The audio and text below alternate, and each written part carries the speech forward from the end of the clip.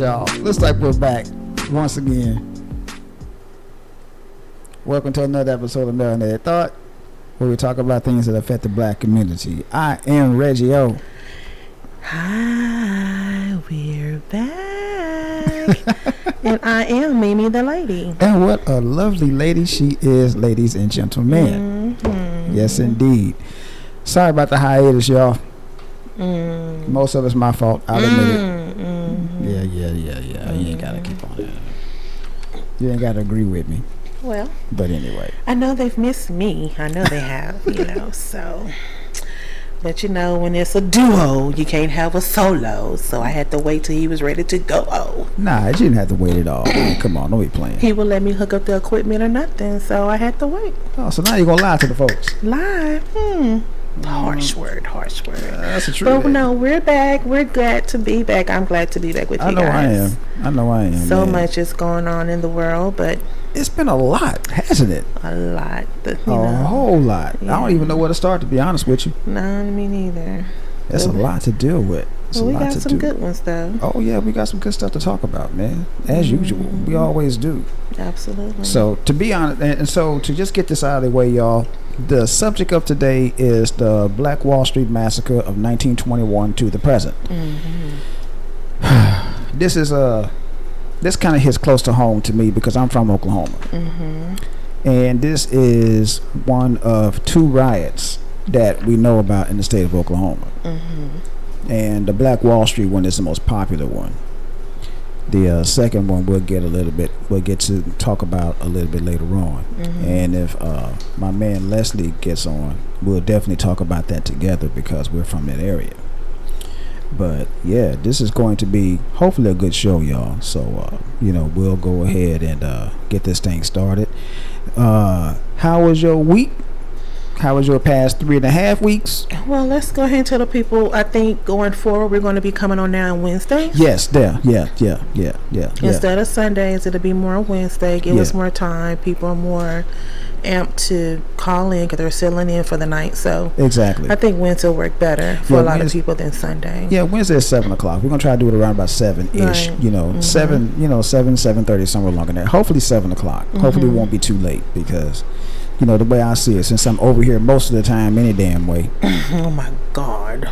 Oh. No, I'm just I love having you here. Thank you, baby. I love being here. Yes. But yeah, since I'm over here most of the time anyway, this will be the perfect, the Wednesday would be the perfect time. So definitely. But it's like a trial error, so if Wednesday don't work out, and if we get more people saying go back to Sunday. Exactly. We'll go back to Sunday, if it's more convenient for people, because I want people to call in. Definitely. I want people to enjoy the show like they've been doing. Absolutely. And, music a little bit too loud. Okay, we got that taken care of. But anyway, yeah, we got a lot to talk about, man. But anyway, like I said, babe, how was your week? So far so good.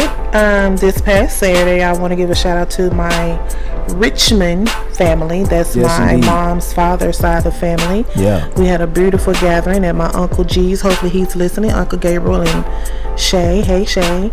Their beautiful home. So that was the first time, and hopefully we can get together many, many more times because it was so beautiful. All of us together.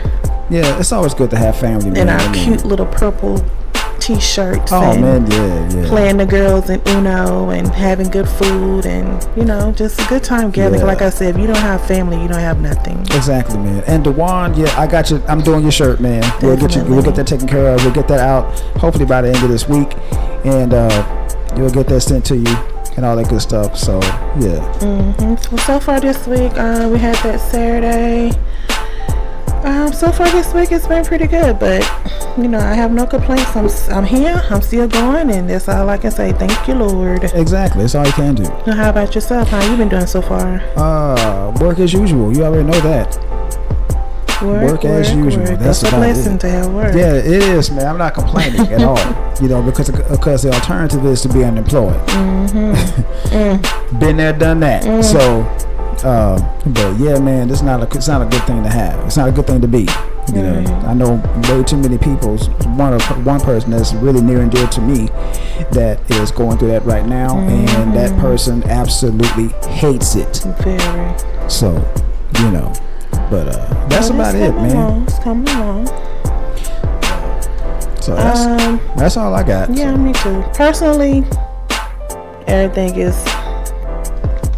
okay, but this world we live in, man, Lord, there's a lot going on, isn't it? Definitely. There's a whole lot going on. But as usual, before we get this thing started, I always come up with some books that everybody should read at least once in a lifetime. Right. And these books all pertain to the subject of today. So the first one is one that I have in my collection. It's called Black Wall Street. An American city grapples with historical racial trauma, written by Hannibal Johnson, who was in one of the into the documentary that we saw about the Tulsa race riots. So he wrote a book about this years ago, and I remember picking it up and reading it. So, and I have this actually in my library, ladies and gentlemen. So definitely get this book. You will not be disappointed, Black family. Get it, read it again, read it to your children. Let them read it so they can know the history of this whole thing. Okay, second book I got is called The Burning, The Tulsa Race Massacre of 1921. Another book that I have in my repertoire. This one that's being posted on the screen right here is the 100th anniversary edition because it's got some added information in it. The one that I have is an older one. I don't have this one right here. But it's a pretty good. It's a pretty good read by Tim Madigan. It's really good. You won't be disappointed. You won't be disappointed. This one is more kid friendly than anything. So if you have children that want to read up on this kind of thing and get them up on the history and stuff like that, get this book right here. This is more kid friendly than the other one. Last but not least, Holocaust in the Homeland, written by Dr. Corinda Pitts Marsh. This one talks basically about the last days of the Greenwood and Archer district of Tulsa. It was like 40 square blocks of nothing but black businesses, black family. I'm telling you, it was beautiful. But like I said, we'll get more into detail about that later on down the line. So yeah, and that's all I got for the books, man. I mean, I got some pretty good reads out there. Hopefully people will take heed and read them. All right, you ready to get started? Yeah, let's get started, man. Well, I hate to start the show on a sad note, but I do want to give rest in peace kudos to Paul Mooney. Oh yeah, I know he was one of your favorite comedians. Yes, indeed, he really was.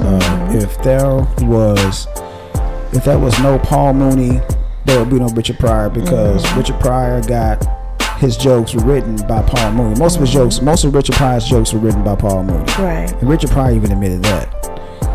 And Richard Pryor just had that charisma and that timing that was just impeccable. And Paul Mooney's work was just remarkable. He's not only did he write for Richard Pryor, he also wrote for Sanford and Son, Good Times. He wrote for In Living Color. Yeah. Homie D. Clown is his baby. He also wrote for Dave Chappelle. Yeah. For the Chappelle Show. Yeah, he did. Yeah. So he's... What is the one that he did for David Chappelle? The Black Man Thoughts or something? A Negro Damas. Negro Damas. I was trying to be politically correct. But yeah, Negro Damas. Yeah, Negro Damas was one of his famous skits, man. So rest in peace to brother Paul Mooney. Absolutely. He would definitely be missed in the world of comedy, man, because there will never be another one like him. Never.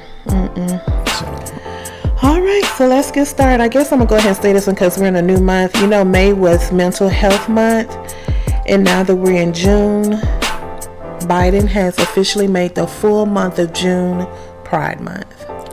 For those of you who don't know, he's talking about Gay Pride Month. Right. And I just heard today, I was listening to a podcast today, and they done added so many other letters. It's just so many. I lost track. I was going to write them down, but I ran out of paper. Now I'm just playing. That's why I call them the alphabet people. That's what I call them. And I know that's not right, but yeah, they just keep adding to it. It's like, God, how many, but shout out to those people. You got a whole month, like Black History Month. So hey, babe, guess what? Marvin's in the room. Hey, Marvin. Don't forget to call in, co-host. Hey, man, we're going to get you to call in a few minutes. Let me open these lines up and we'll get that thing started, man. Definitely. He wants everybody to start. This is what he said in the chat room. He said, you can start with the BS that Biden, who came to Tulsa and use his pimpism to brainwash black people into thinking that he's genuine to your cause. So, don't worry. We're going to get to that. Oh, yeah, that's one of the topics. We're going to get to that. Yeah. Yes, we're definitely going to get to that. Definitely. So, definitely going to get to that one. I'm just all over the place right now with current events because there's been so many since the last time we was on the air. Yeah. But I did want to address some of the hot topics that I felt was necessary for our program. Yes, indeed. The next one is you don't longer need a permit to carry a gun.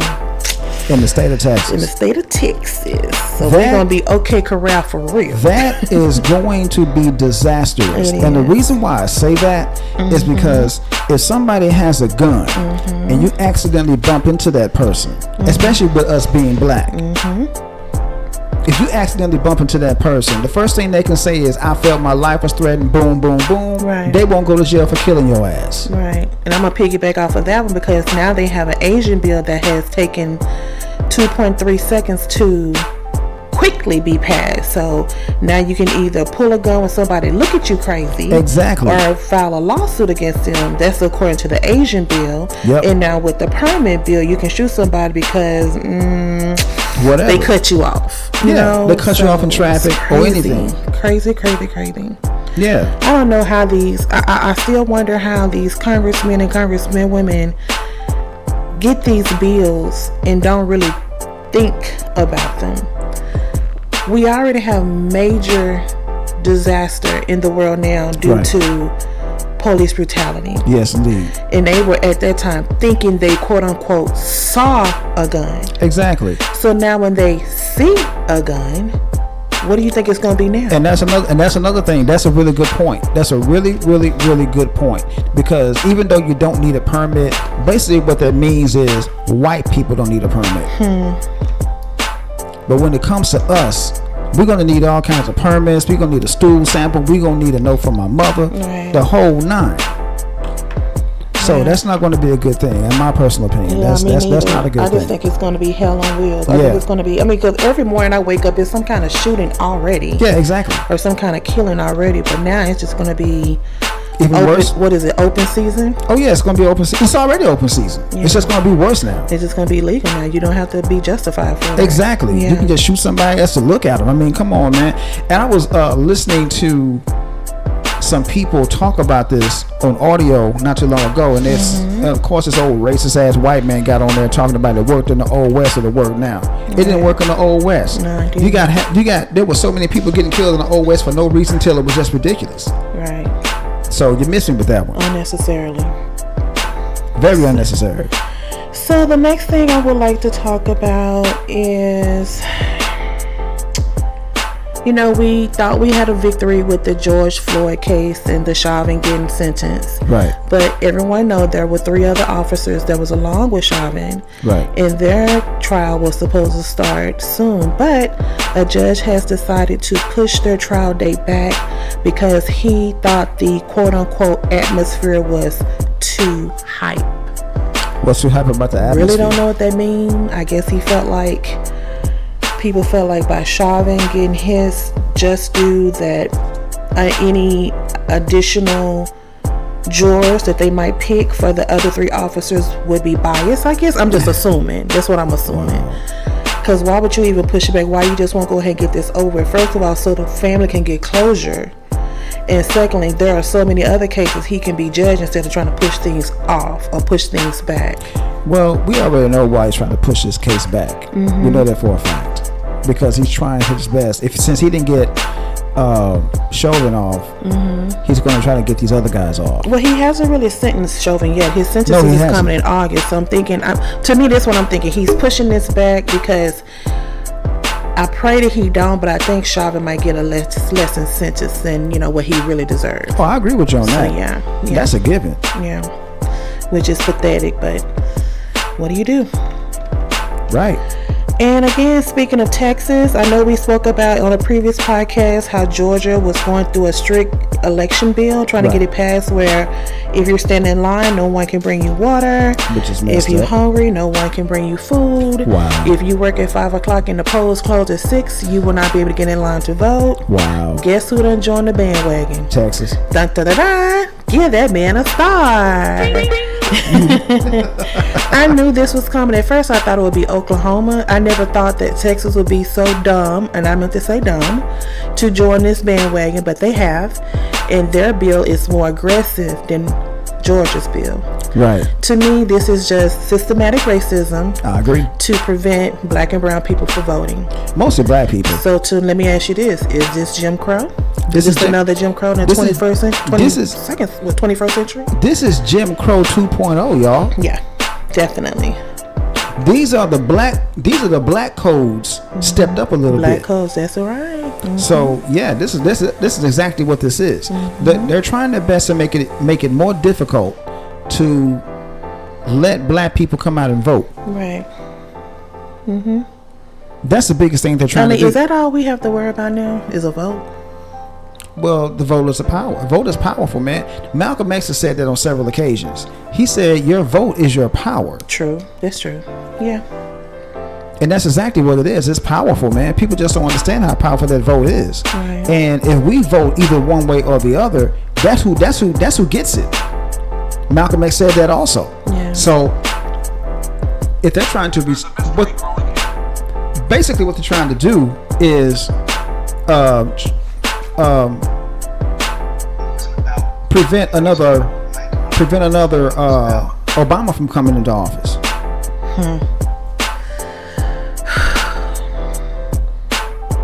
Excuse my deep sigh, but I'm just like, when?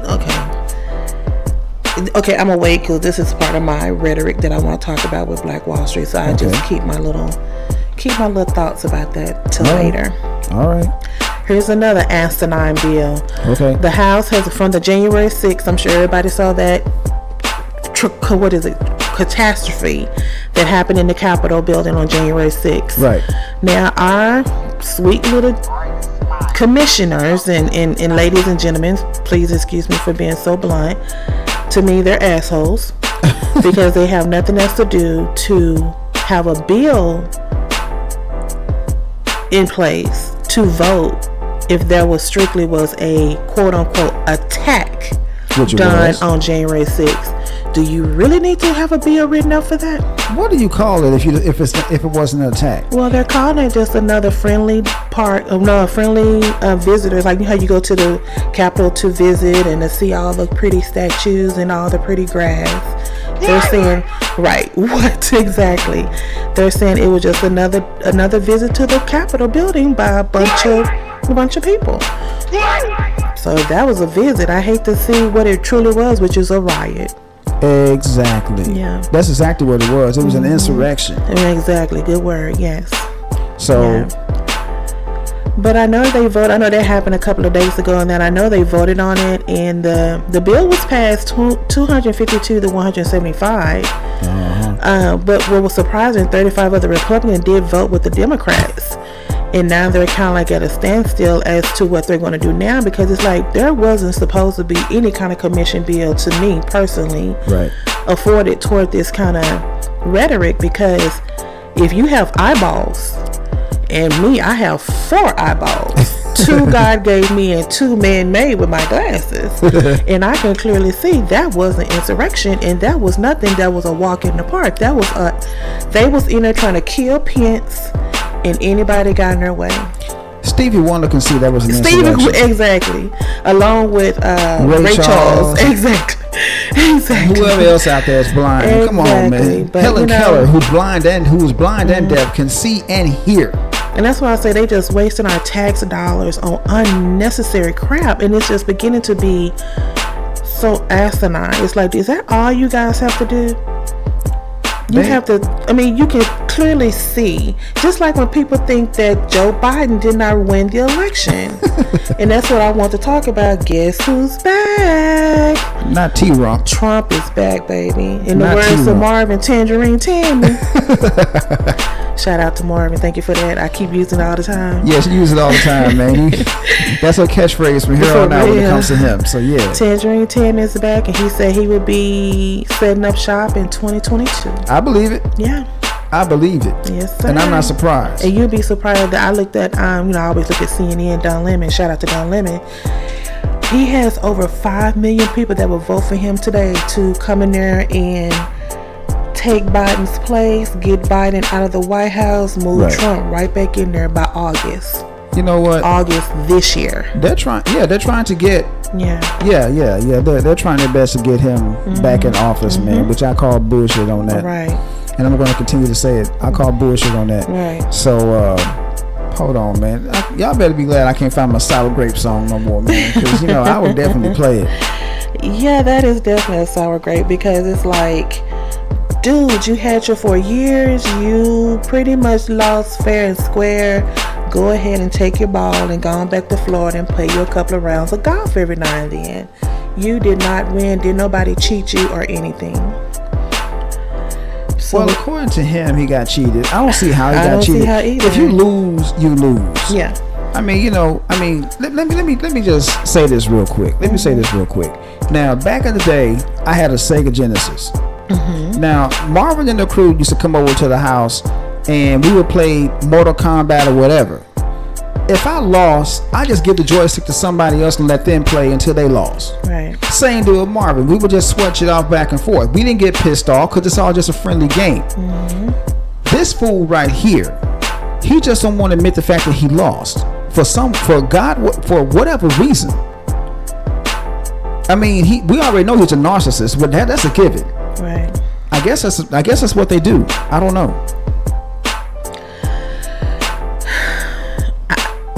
I'm just tired of wondering what these people's thought process is, because it's like, are you not thinking? You just answered your own question. What are you seeing or hearing that I don't see or hear? Do you want us to bring all the votes in a box so y'all can sit down and count them one by one? We can do that. I'm sure they can do that. Marvin brought up a really good point in the chat room. He said, was it cheating when Tangerine Tammy won in 2016? Exactly. That's exactly what we're talking about right now. Exactly. That's exactly what we're talking about. Was it cheating when he won? Yeah, it was. Of course not. It was. It was. But I want to reiterate, when I was talking about the 3 cops that was charged in Florida, that trial is going to be pushed back until March 2022. Really? Yeah, March. Wow. And speaking of, I know I kind of brushed through it, but do you have any thoughts about the Asian bill that was passed, about their attacks and everything that's been going on, and how quick that bill was passed? You mean when it got passed overnight? Yeah, that's why I said you and I have talked about that, and you feel that it was all because of Kamala? You want to express your thoughts on that, or do you really feel like that? Do you truly feel like that? I really, really and truly feel like that it was something that should not have passed so quickly. Not at all. Because you got to think about this. Black people have been trying to get civil rights bills passed since day one. Shout out to John Lewis, God rest his soul. Well, yeah. That man has been trying to get us something for many, many years. And that bill is still stuck on somebody's desk. It's still, no, it's not. Where they is use it? this toilet paper. Let's just be honest with you. Let's just be honest about the situation.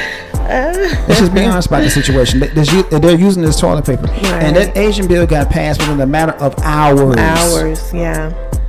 You know, not minutes. Yeah, you and I was talking. I had some choice words back. I'm like, I want to know who to did what to who for that bill to get passed so quickly. Exactly. And on a little side note, you and I talked about this. So I'm gonna go ahead and put it out there. Isn't it kind of funny now that she's been elected vice president, she don't relate as black anymore? I've been saying that. Yeah. I kept telling people before she even got elected into that particular office that she is not who she says she is. If anybody is new to the show, everybody know I am Woman Hear Me Roar. I am a true believer in feminism. I am a feminist. And when she was running, she had her little Chuck Taylors on her pearls. Hey, I tried to do it too. She's an AKA, you know, shout out to all the AKAs. But once she got in office, I don't even think she... We got somebody new in the chat room today. Another friend of mine from OKC, Okay. Julian Daniels, aka Papa Mill. Okay. What's up, brother? Welcome to the show. Yes, indeed. Yes, indeed. Yes, indeed. But yeah, I just feel like she hasn't related to her quote unquote blackness since she's been vice president. Of course, she's not going to claim black because, like I said, I kept telling people she didn't start claiming black until she started trying to get that presidential bid to run for president. Right. And then she really started claiming black once Biden chose her as his running mate. So now all of a sudden she's in there. She don't have to claim black anymore. She don't have to fake the funk anymore. She can be herself. Which is sad. I mean, to me, she was all a premise that she used to get in there, which is false. I agree. Which is so pathetic. Yep. That means she's a liar. That's exactly what she is. She used what she had to use to get what she can get, more or less. Yeah. Yeah. Exactly. She did exactly what she wanted to do until she got what she needed. Right. Which is majority of what they do anyway. Yeah, that's pretty much what they do in the White House. Because think about this. And the only time you see white politicians come to a black neighborhood is when it's election time, they come to the black churches, go to the black colleges, exactly. Put up a little town home meeting in the black, area. Yeah. And then after that, you don't see them anymore. No, you don't. You don't hear. Wait, I take that back. You'll see them again when it's re-election time. There you go. Yeah. And then you see them again talking about what they're gonna do and don't do jack shit. And haven't done nothing they already promised the first time. Precisely. So. Moving on. That pisses me off. It's like she just lied to me, and I was really for calm. I'm not gonna lie. A lot of people were. I told people. Tomato.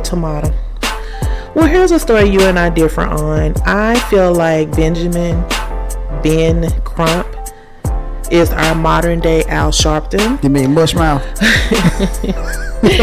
But a lot of people feel like he's one of the most dangerous men in America, which is a lot of Republicans who feels like he's on a grand stage for justice for black people.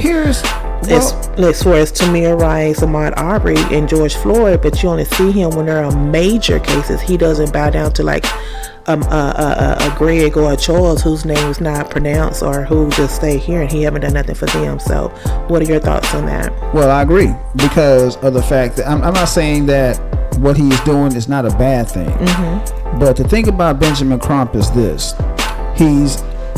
If it's a high profile case, you'll see his mush mouth ass all over TV. True. So that's my only problem I have with him. But isn't he doing it to bring awareness to what's going on in the black culture? Maybe he is, maybe he isn't. Yeah. I mean, he's trying to model himself after Johnny Cochran, he didn't care who it was, if it was a high profile case or not. He didn't care. Yeah. True. He just likes sticking to the cops. True. Plain and simple. I.e., what's his name? The football player O.J. Simpson. Yeah. Well, I think that's where you and I differ because I feel like, to me, he is a combination to me of Johnny Cochran and Al Sharpton because back in the day when anything happened major, Al Sharpton right straightforward, getting all the protests together and bringing awareness to a case that we probably never would have heard or would have been swept under the rug. Right. But I wouldn't call him the most dangerous man in America. I wouldn't call him dangerous at all. Annoying, yes, but not dangerous. Annoying, really? Yeah, exactly. That's what I would call him. I'll call him an annoyance, man, because he's... Like I said, the only time you ever see him on television mispronouncing people's names and every damn thing. It's the little lisp that he has. I suppose, but that makes it seem like he's saying it wrong, but he be saying it right. Okay, all right then, but still, that's how you see it. Okay. It's the little lisp. Okay, here's a story that you brought to my attention that caught me off guard. There was a young man by the name of Durante Martin, a 19-year-old black man who lives in Missouri, who went to a prom party with a friend. Okay, had to put it out there, the friends are white. Okay. And he never made it home. They're trying to say that he went down into the homeowner's basement and committed suicide, but his mother has reopened the case saying that there's no way her child would have committed suicide, right? Because he is right-handed and on his right arm he had a cast, right? So there's no way he could have put a gun to his head because you could have seen the indention on his head and the powder, the gunpowder on his hand or even on the cast, but they didn't show any of that powder residue. And even if he had used his left hand to do it, it wasn't any residue on his left hand. Okay. And the trajectory of the bullet that entered his head, it said it seemed like it was shot from across the room. So, your thoughts on that, sir? Well, I've researched this case, and that's not the first time somebody has died at that particular residence. As a matter of fact, there's been 2 other incidents with the very same MO. So you mean to tell me that this man has killed, I'm going to say at least 3 people. 3 young people. And his Facebook page is full of so many races. Exactly. Oh my God, exactly. It is crazy. Here's my theory. This is just a theory. I'm not really sure. This is my theory on this situation. My theory is this. I think, what's his name? Durante Martin. Okay, Durante. I think this is what I think. I think Durante was trying to get at his daughter. I mean, because you got to think about this. That particular part of Missouri is 94% white people. Less than 1% black. So, with that said, I think he was trying to holler at old girl. Okay. Daddy found out about it, put a bullet in old boy's head and said it was suicide. Well, also, I'm gonna put this fact out there. When his dad walked in the house, because the girl was having a party. It was a party/prom party. And she was having a party. Her brother invited Durante. When the dad got home, he saw Durante there. I'm just trying to paint a scenario. When he walked in the room, he saw one speck in the crowd. And he was like, who do we have here? Exactly. And I don't think that set well with him. Because you look at his Facebook page, this man is a racist. Flat out. No I saw his Facebook page. About it. He's a racist. I saw it. He said he had so much racist rhetoric on his Facebook page. It was ridiculous. Right. He would make Hitler blush. It was so racist. Yeah. And so I'm thinking when he saw Durante face in the crowd, he was like, oh, no, not in my home. Exactly. And I said, I think old boy was trying to get at his daughter. He didn't like that shit too much. But I'm thinking he probably lured him down because, the guy played football. And he probably said, hey, let me show you some of my football trophies downstairs. Exactly. That's exactly what happened. And then took him downstairs and... I know it. Yeah. Check this out. Marvin and Julian both made some really good points about the Asian bill. Okay. Marvin said the Asian bill got passed within a year of so-called oppression, yet we have suffered systematic racism for way past 400 years. Yes. We can't get a bill exclusively for us. Not at all.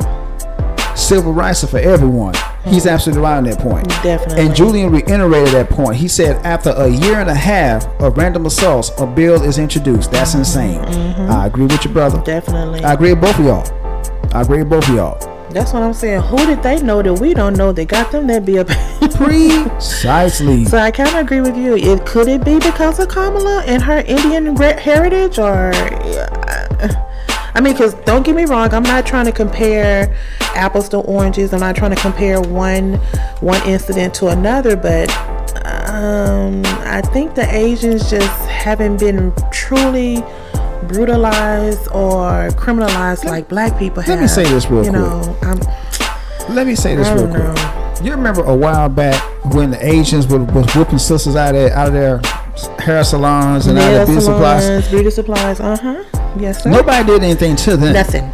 But you can accidentally brush up against an Asian, and your ass is going to jail. You're going to jail, and they will sue. Like I told you, the one I saw that this lady said she looked at me wrong, so she filed a lawsuit, and that lady won $1.3 million. Wow! Because of a look that someone gave her. I said that is asinine. That is unbelievable. But yeah, I agree with both those brothers' statements, definitely. And again, why is it I think we discussed this on the last podcast we did. Why is it that we as black people are so low on do we not have? Can we get empathy? I'm going to quote the late great Paul Mooney. He said black is negative in the Western world. Wow. Did he lie? The way these factors are coming out now, no, he was right on the money. Exactly. Right on the money. Exactly. Unbelievable. I think that's what he was getting at right there. Yeah. Was the fact that he's absolutely right. Right. Definitely. So. Well, I guess we just got to keep marching, guys. We don't give up. We got to keep trying. 400 plus years, we'll do the 400 plus more years, I guess. You know what? I've always said this. I think that Paul Mooney said this also. Paul Mooney said, God let us be slaves because we could take it. I don't think no other race would be able to take it, honestly. Well, so you got to think about this. History lesson real quick, y'all. When white people came over here, they were commissioned by the church to reduce to servitude all infidels. Now, what that means is everybody that's not a white Christian, make them slaves and make them your servants. Okay? Now, the first thing they tried to do was they cleaned out all the jails over there in England and Ireland and made them come over here. But they were only slaves for a little while. They weren't really slaves. They were indentured servants. They were like indentured servants for like 12 years, depending on what your crime was. Okay? So after that 12 years was up, they just let them go. Okay? And so after that, what they did was they said, well, let's get the people that's already here. See, but the Native American people, what they would do, they knew the land too well. So once they got away, they were never found again. So they started thinking and looking into other avenues. They started looking at the Portuguese and the Spanish. They're saying, wait a minute, the Portuguese and the Spanish are getting these black slaves over here from Africa. Let's do that. Right. And there you go. Well, it still don't sound right. I agree. It's still like... And again, it's mind blowing. And again, it was the same deal with the African slaves, because what they told the chiefs of those particular tribes was, okay, they're only going to be over here for a little while. They're going to help us build this country. We're going to bring them right back. Right, which is a lie. That never happened. Never happened. Still here. Okay, and now my last story, which is a little personal to me. Okay. Cut the music for a minute. If you guys don't know, I'm a black woman. Very much so. And Monique, the comedian, has made a statement this month about black women. She never said black women, but we all know black women are mostly known for wearing the bonnet. Yep. And some of us are known for wearing the pajamas. Yep. In public. Yep. I am one of those ones. Now, only thing is, I don't wear the pajama. I think they're straight nasty. But I have worn a bonnet.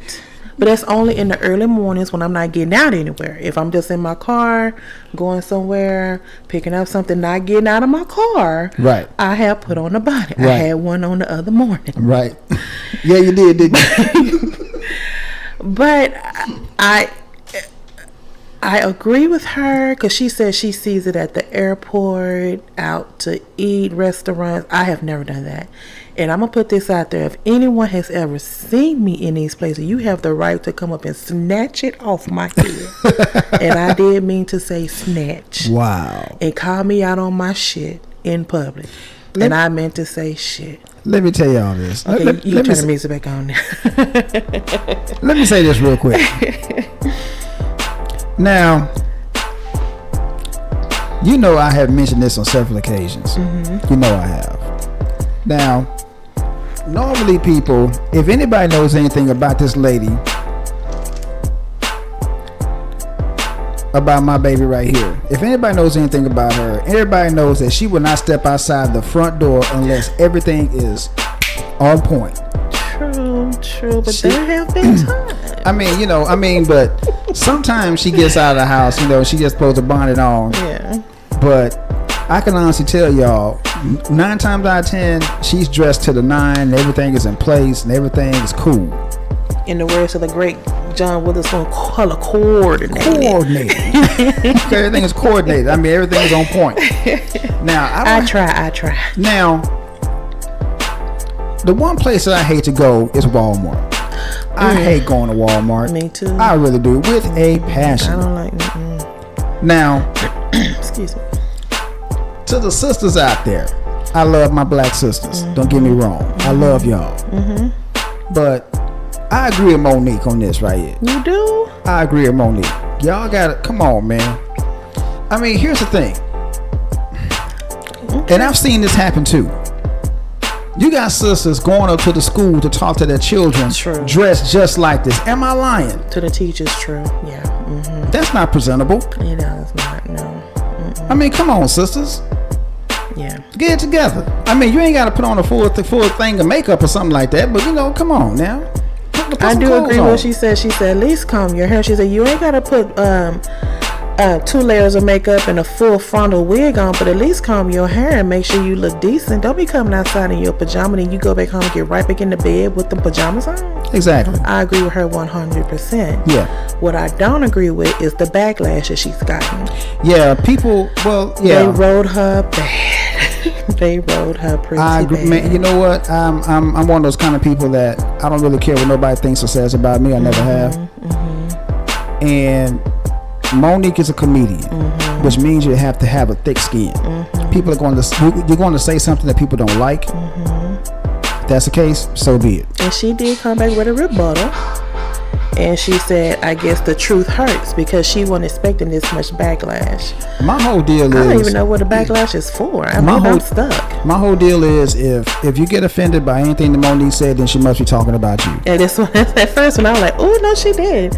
And I started thinking, well, I have done that though. But I don't do it all the time. It's like one of them emergency kind of things. That's different. But, you know, that's different. She spoke some words because, I mean... Even though people say, well, it be white people too. I personally haven't seen a white person with a bonnet.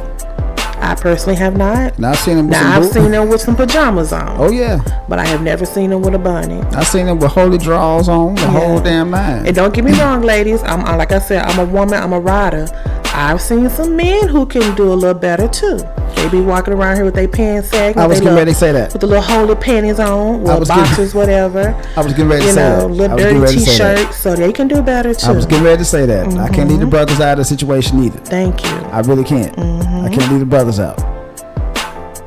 But other than that, I just want to bring that up because that touched me in a special place. Amen. But I do want to give shout out to Monique. I understand what you're saying, my sister, and I am behind you 100%. And again, if you see me in that way, either it's an emergency or you have the permission to call me out and be like, what's really going on? Are you okay? You sick?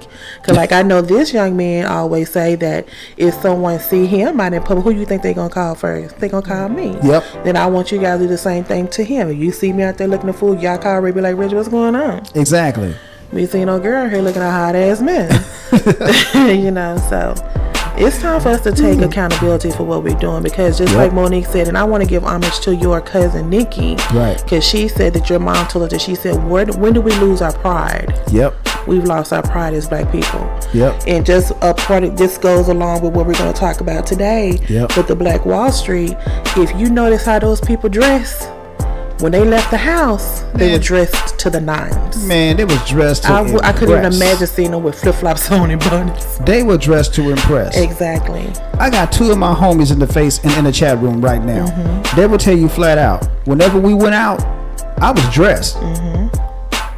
I was dressed. You couldn't. I mean, Julian used to always say, "I'm gonna flick a book on you just so you can look a little bit messed up." So that, but yeah, I was always dressed, man. Right. I was always dressed. I had everything in place, man. Right. So that's the way it should be. The reason why I do, because my mom always told me, and again, if none of y'all don't know, I'm a plus size woman, and my mom always said, you don't have to dress the way you look.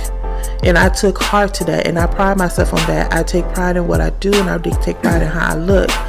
And she always told us to remember your last name because you don't know who you might come across. Always take a bath and have on clean underwear because if you get into an accident, everybody gonna know your business at the hospital.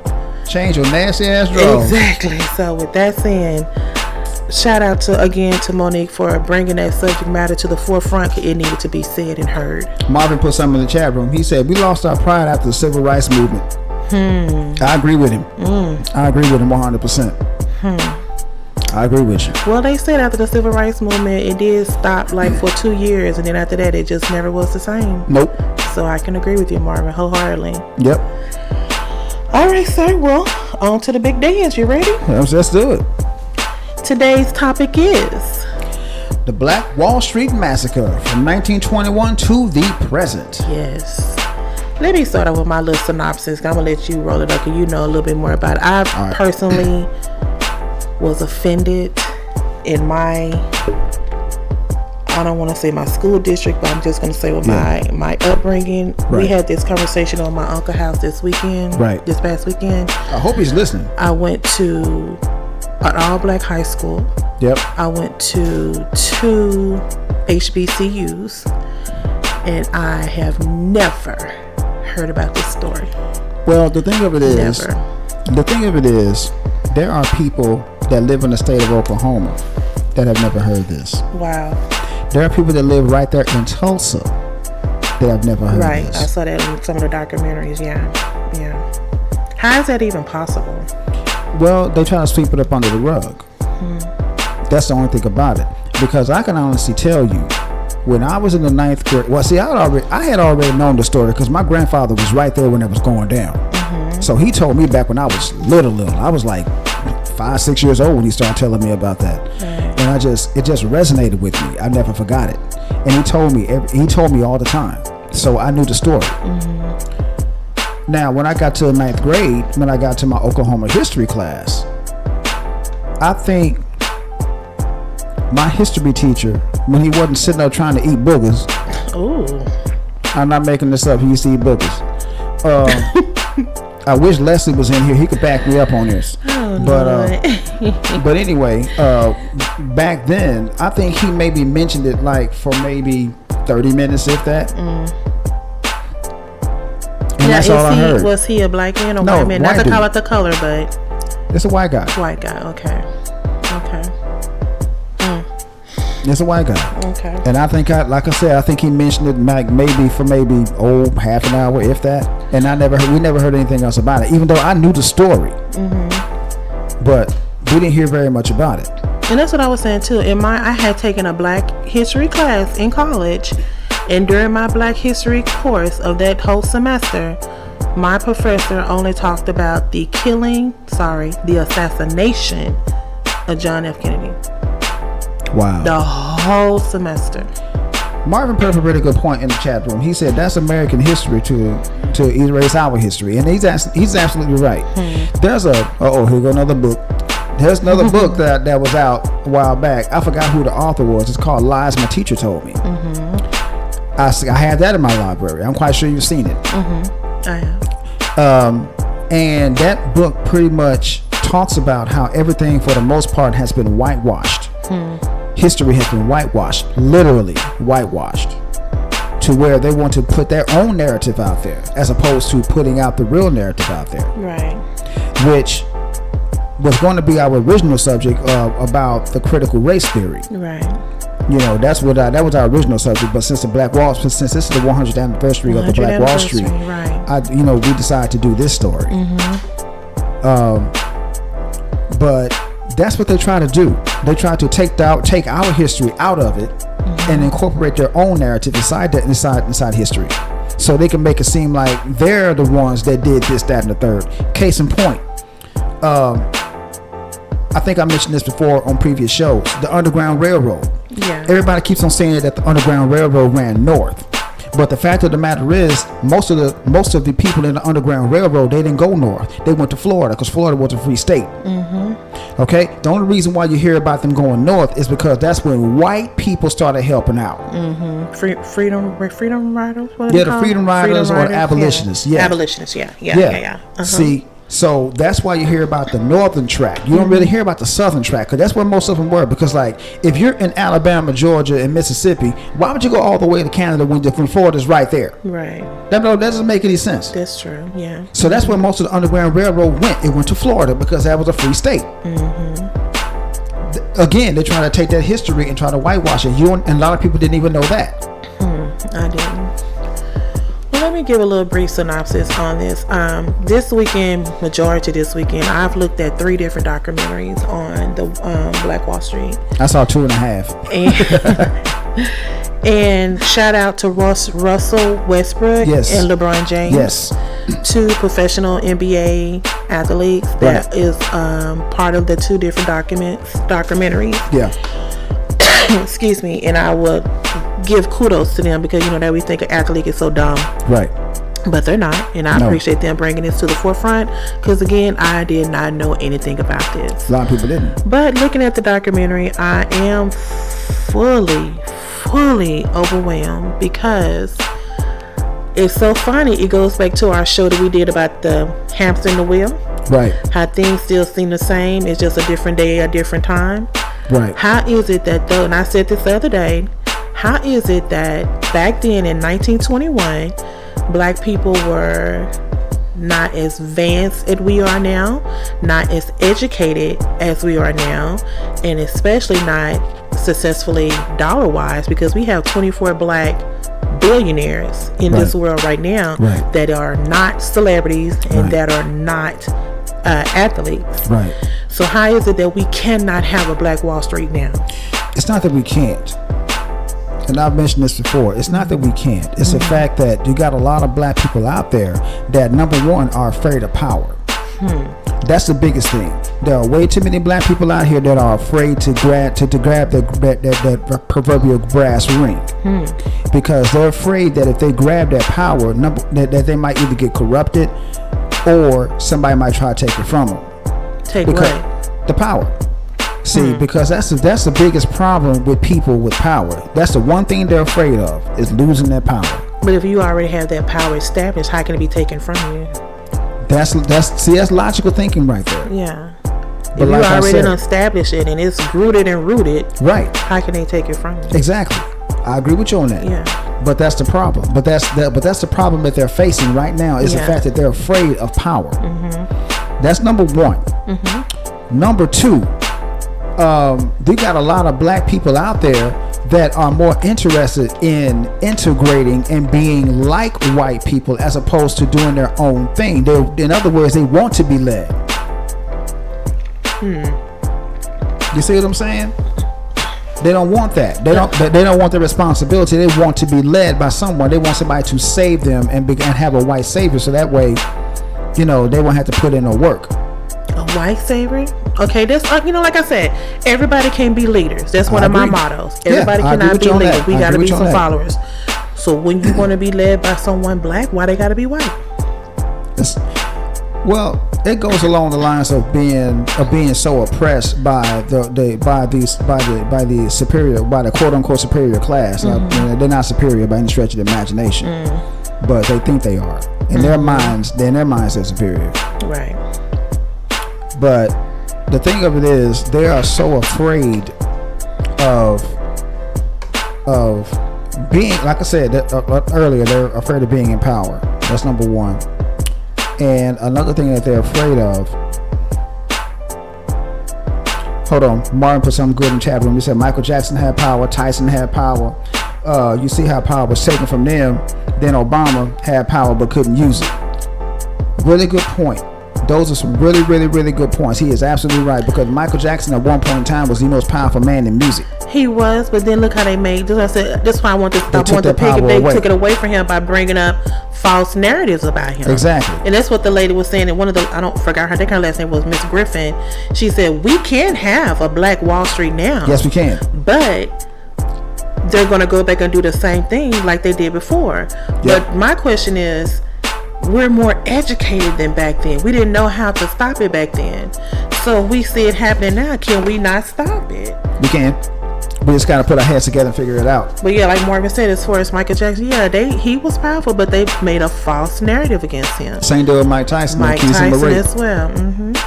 Any black man. I mean, I know a lot of people don't agree with me about this, and I still pump his music to this day. R. Kelly, whatever R. Kelly did in his bedroom, those girls were not naive, and from my understanding, they were not drugged. And I'm gonna say this also about Bill Cosby. Oh, come on. Supposedly Bill Cosby used roofies. I don't know, but most of these women were grown women, and they kept coming back. And like I said, I'm gonna continue to say this because this is my platform. I am woman, hear me roar. But if something happened to me tonight, somebody gonna know about it within the next hour. Thank you. It's not gonna wait many years before me to say anything that somebody did to me. Exactly. So I'm not gonna say these ladies are lying. Don't get me wrong, because we had a situation we just talked about the other day about the football player in Houston. Was it Deshaun Watson, I believe? Yeah. All those women that came out and said that they are was attacked by him, but why wait so many years to say anything? That's crazy. I don't get it. I don't get it. So, but I don't know. I feel like we can have it now. I feel like if we put our dollars, okay, I'm just gonna say that, okay. Looking at the documentary, it showed that there was a 30 block of all black businesses. Yep. All black doctors, lawyers, cleaners, drugstores, schools, banks, post offices, car manufacturers. Why can't we do that? Buses. Now? If you think about it, I know a lot of people don't agree, but pretty much everything that I just mentioned was somehow created by a black man. So why can't we not have that same due diligence now? It was created by us, in the words of FUBU, created for us by us. There you go. So why can't we have a Black Wall Street? We can't have that. We can have, like I said, we can have it. Well, let me ask you this: if it was capable of being produced, would you want to be a part of it? No doubt about it. In a heartbeat. Yeah. I'll be a network engineer right there. Yeah. I mean, I'm doing it for white folks right now anyway. So yeah, I do it for them. I would be more than happy to do it for them. My sister asked me a question the other day. I'm just going to paraphrase it because I can't really remember her words verbatim, but she was asking me, would I be able to live in a neighborhood with all Black people? I could. You could? Yeah. I definitely could. Because the one thing that we need to stop doing is being afraid of our own people. Now, true enough, we got some criminals out there. I'm not saying that. I'm not saying that there aren't. Yeah. But there's some white criminals out there too. Right. We live around them. Cause they even mentioned in the document, they said, don't get us wrong. Even though we had those successful Black people, we still had our pimps and our prostitution and our drug dealers and our thugs and our criminals. Right. He said, but let alone, even though we had those means in our society, we were still a thriving culture. Exactly. And like I said, that black dollar will bounce in that neighborhood about 30 times before it left the black neighborhood. Isn't that crazy? That is crazy. It bounced that many times before it even left the neighborhood. And you go to the east side of Oklahoma City, you're lucky if it bounces once. Really? That's what I was going to ask you. Do you know, okay, you've been in Oklahoma, you've been in Texas, and many others that you've been visited. Do you know a block where every business back to back to back is Black? Well, before gentrification, the east side of Oklahoma City was like that. Really? Yeah. Yeah, Marvin can tell you that. You know, we're going to open the lines up in a minute. He can tell you that. The east side of Oklahoma City was booming with Black businesses. Really? Yeah. Huh. Before gentrification. It's the same deal with Oak Cliff here in Dallas. Yeah. Before gentrification, that was, from what I understand, was thriving Black community. From what I understand, it was a Black Mecca. Yeah. But somehow they infiltrated, and now it's hardly. Don't get me wrong, there are still some Black businesses in Oak Cliff area, South Dallas area. Shout out to them. But most of them go up north thinking they can get more. Yeah. Get bigger dollars and better dollars and stuff. So yeah. But I admire the ones who do keep it local for the Black people, so we can all, like you said, bounce that dollar within our own culture. Yeah, that dollar has to bounce. If that dollar don't bounce, man, that's how Black Wall Street was so successful. Because that black dollar will bounce over and over and over again before it left their neighborhood. But I don't know if anybody I just want to say kudos to, like I said, Russell Westbrook and LeBron James, and the one that came on OWN. But if you haven't looked at any of these documentaries, if you don't know the story, please research these documentaries and look at it and watch them, because very informative, very educational. And the way the story even came about, how they came in and just rioted the place, and we had a pretty much, America was attacked on its own soil by its own people with the bombings. That's crazy. That's exactly it. That is the only time, at least the first time that bombs were actually dropped on American soil. Yeah, isn't that crazy? That's wild. And again, why? Because they didn't want us to have anything? For those of you who don't know the story, this is what I was told by my grandfather. There was a young man, he was a shoe shine boy. He was shining shoes in downtown Tulsa. And he had to go to the bathroom. Now, during that time, there's only Black people couldn't just go to the bathroom. They had to go to a bathroom that was designated for Black people. Blocks away. And the bathroom was blocks away for him. So he was going to the bathroom, to this hotel room that was on the 4th floor. There was a white elevator operator, white lady, of course. He was getting on the elevator, and as he was getting on the elevator, he kind of tripped and fell, and as a reflex reaction, he reached out and grabbed her. He reached out and just grabbed her and tore the sleeve off of her jacket, and she screamed bloody murder. He ran out like any smart brother would do, because I'm gonna tell you right now, if a white woman screams and I'm in there, I'm running out.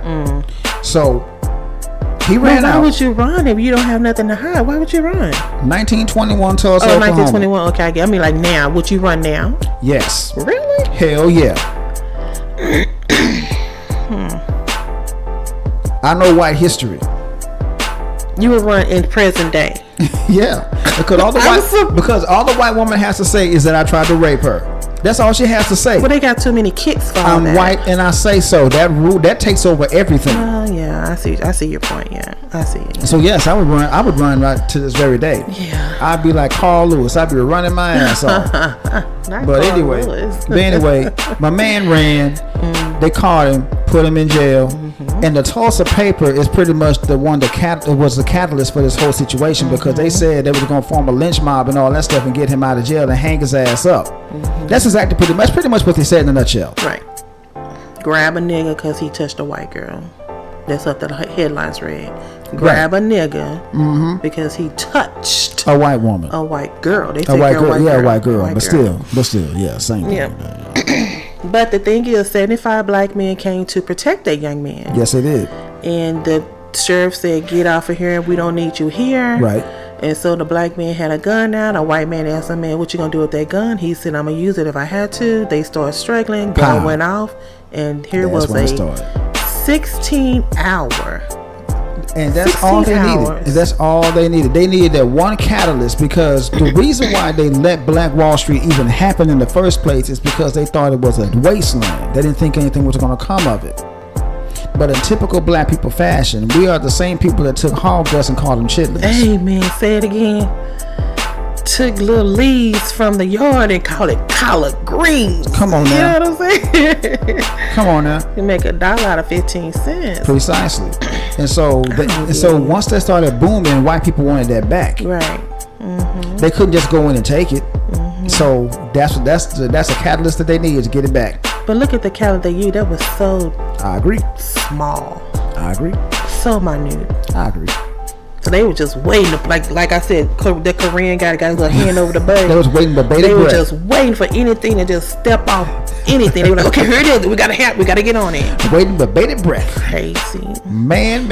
They was waiting. And that's why I was asking you yesterday. It's like, so Wall Street, it was Greenwood, Ash, Archer, and Pine. So it was pretty much in existence for over 13, 14 years? It was in existence for a while, because like right about the time when my grandfather told me, he said it was right around the time when the oil boom happened in Oklahoma. Right, I think it was 1906. That was about not long after Oklahoma became a state, which was in 1907. So about 1908, 1909, somewhere along in there. Right. When there was a big oil boom in Oklahoma. Right. My grandfather said he went out there and he started working at a lumber yard. He was around about 1915, 1916. Okay. And so he started working in a lumber yard, because like he left home from Arkansas and started working in a lumber yard over there. And he was making pretty good money doing that. Was he a young man? How old was your grandfather? My grandfather at that time, he left home at about 15 years old. Oh, wow. Yeah. Looking for a better way of life, man. Wow. Looking for a job, man. He found that job at the lumber yard in Tulsa, Oklahoma, and stayed there for a little while. Right. So until this happened. Then he went back to Arkansas. At least he was one of the ones that got out, because they said over 300 people died. Yep. And then in the documentary, they were just showing how they were so empathetic that they just dug a hole and dumped everybody in the hole. They didn't care. And then 100, and this is what I was asking you guys the other day. How is it that it took 100 years for this story to come so in the media now? What happened to the first anniversary or the 5th anniversary or even the 20th or the 50th anniversary? Why did it take 100 years before this becomes so mainstream? It can't be because of social media. That's a good question. I will never believe that. That's a really good question. And I agree with what you said. They tried to keep it hidden, or that's exactly it.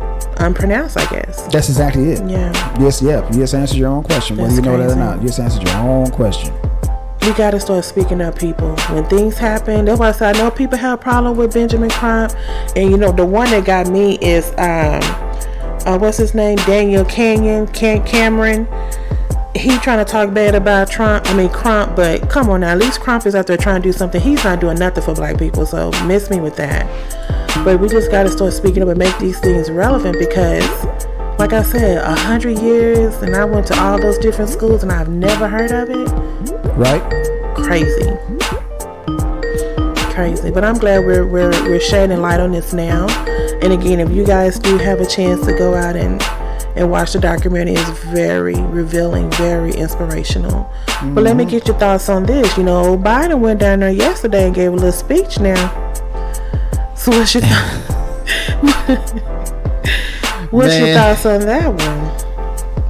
That's a waste of time. Biden said that hell was unleashed. He's urging that they get reparations and that it was a massacre. Well, I don't know. This right. Excuse me, I'm sorry, I'm laughing because you know what's so funny also? Well, it's not funny, it's really pathetic that out of all the presidents that we had, he was the first one to even visit. Can you believe that? He was the first one to visit the 100 and the site, particularly where it all happened, which is crazy. I was surprised when Obama was in office. I'm pretty sure they heard of it and talked about it then. I'm surprised he never went out there and visit, but oh, come on. Guess he had something else to do. Yeah, right. Like what?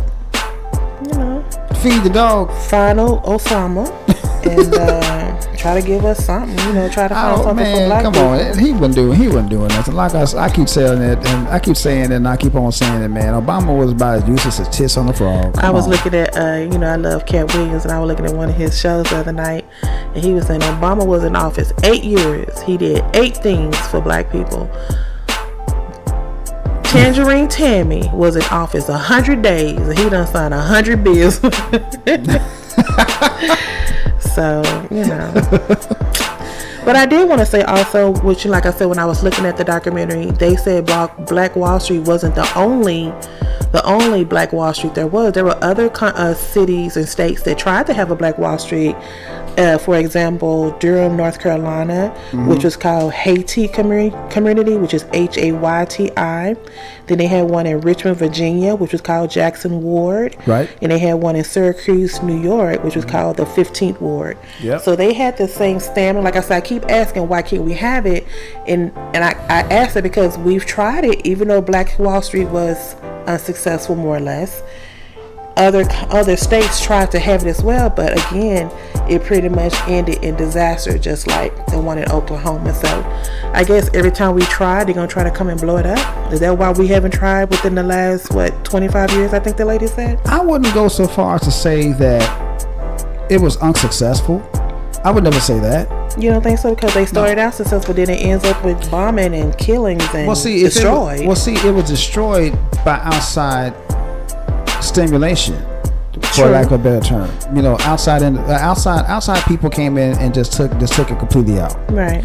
So I'm not going to say it was unsuccessful, because it was successful. That's the reason why I got bombed. That's the reason why I got bombed, because it was successful. To a point. No, not to a point. It was successful, period. And the reason why it was successful is because people got jealous of it. So okay, it was I can successful. see that fact of it, yeah. Right. So it was successful. It was very successful. But then when they come in and blow you up like that, you got to start from scratch. We got to rebuild it. Yeah. See, they were scared to rebuild it after that. So exactly. It was all about fear. And Marvin mentioned Rosewood. We forgot Rosewood. Rosewood was another one. Okay, I didn't know about that. Really? Rosewood was another one. It was in Florida. Really? So it was more than. So it's like that's the 4th one. Yeah, Rosewood was another one. Yeah. So it was a total of 5. Mm-hmm. There were several Black Wall Streets out there. And every single last one, I met the same fate.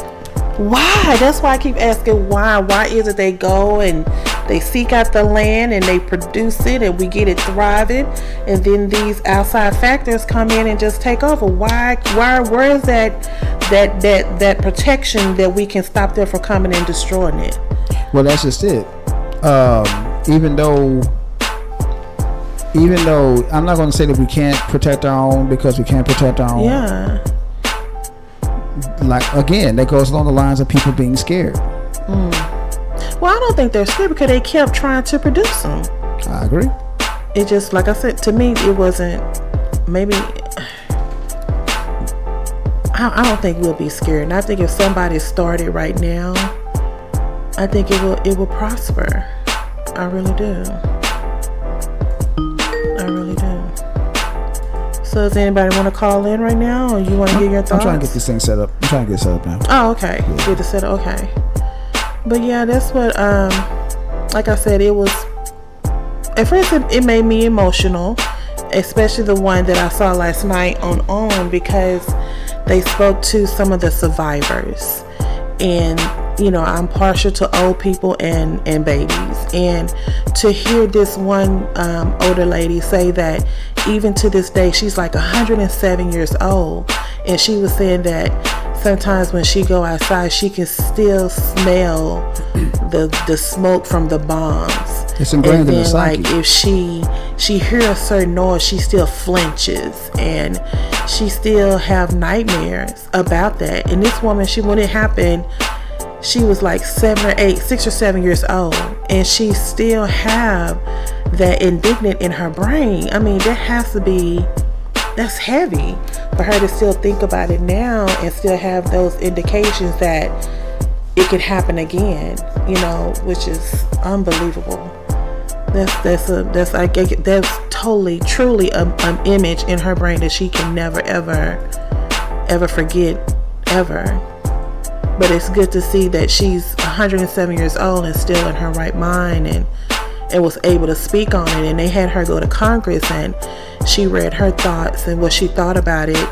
And hopefully that will be a stepping stone to some of the families that are still here now that can, justify that their family was part of Black Wall Street. Will they be able to recoup some of the, or ascertain some of the, if they ever do provide reparations?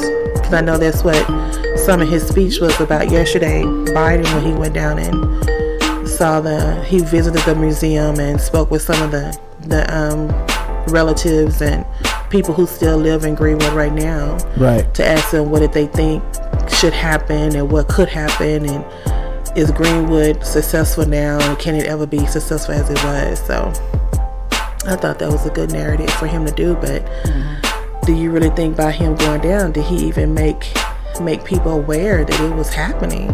Do people care? Well, and will reparations be started now? No. I knew you were going to say that. No, reparations ain't going to get started, man, because reparations is power. Yeah. And like I told you on previous shows, man, white supremacy does not like to share power. Well, like I said, it's kind of funny how this COVID hit, and all of a sudden we supposed to be a poor country, but they was able to give out these $1,200 and $600 and $1,400 stimulus checks. We're talking about the same country that gives Israel $400 billion a year. Yeah. For whatever reason. I don't know. For whatever reason. But they give it to them every year. I don't know. I think these countries have something on America. I really do. I'm not going to say they don't. I really do. Because why are you giving a country who won't even help us be an ally? Why are you giving them so much money? That's crazy. I still say Russia has something on us. China definitely has something on us. China So, definitely. I don't know why we keep having our people who don't have our backs. We need to take care of home first before we start lending our dollars in. Thank you. I agree with you on that. So. The true words have never been spoken. Yeah. Well, here's another point I'm just recollecting thoughts from the documentary. One lady she said, well, I know white people were jealous of us because our city, she said, because Black Wall Street, Greenwood, was the first one to have a car. They were still riding around with horse and buggy. Exactly. Like I said, it's all about jealousy. Yeah. That's all it was. That's the word she used. She said it was just, she said, I can't think of another word but jealousy. That's all it was. They were waiting. My grandma used to say jealousy was a green-eyed monster, but baby, that was a bad monster that you got that bold that you would blow up a whole town. Because you couldn't fathom that another race of people had more. They said what they'll do is they'll go in these people's houses and all their fine china and furniture and clothes, they'll pile them all up in one room and set it on fire. That's crazy. That's strictly what you call jealousy. I personally have not been jealous of no one that bad that I will go through and destroy their things or destroy their property because I'm jealous that they have it. That's crazy. I can't even imagine that. But hello, welcome to Skype call. I guess that's the world we live in. What we lived in then. Well, still now, I guess. Message will be played back. Still jealousy play a big part in some of the things that's happening in the world now. Your thoughts, sir? Well, I agree with you on that. I'm still trying to get this Skype to work. I'm sorry. Don't let us gonna work today. Okay. But okay. It's okay.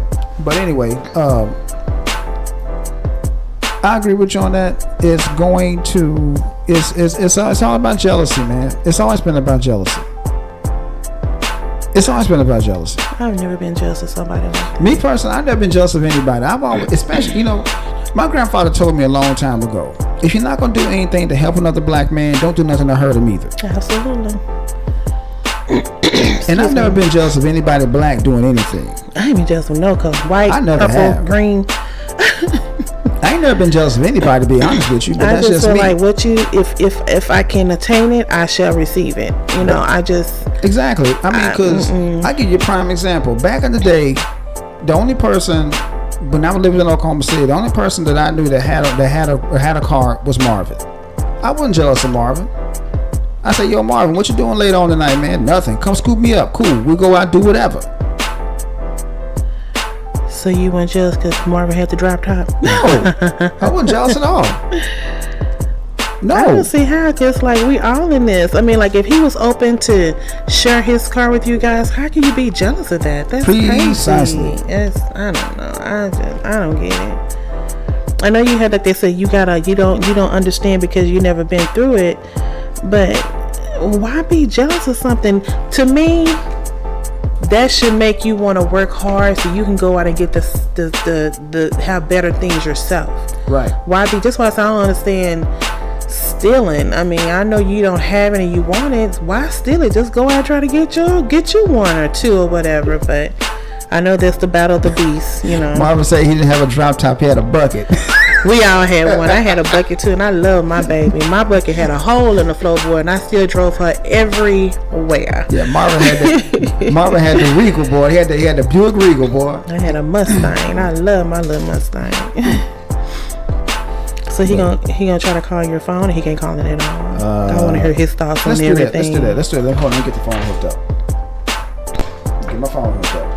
Marvin, call me because I want to know your thoughts on everything that we spoke about today, and especially you also, Liz, if you're listening. Anybody else who want to call in? Yeah, call my phone. Go ahead and give me my number, babe. Okay, let me give you guys his number because I want to know different people's thoughts on what's how they think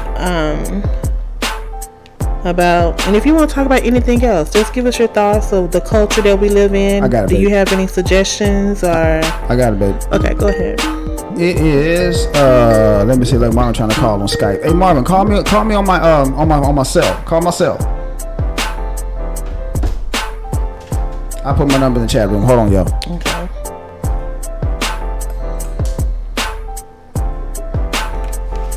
Because this is topics that we need to talk about, because like I said, I've never heard of the topic that we're talking about now. I've never heard about it. I would like to know other people's thoughts, and had they heard about it, or have their grandparents or great grandparents talked about them? Was that something that was talked about in their home, or did they learn in school? Like I said, it wasn't talked about in my home, and I definitely did not learn anything about it in high school nor college.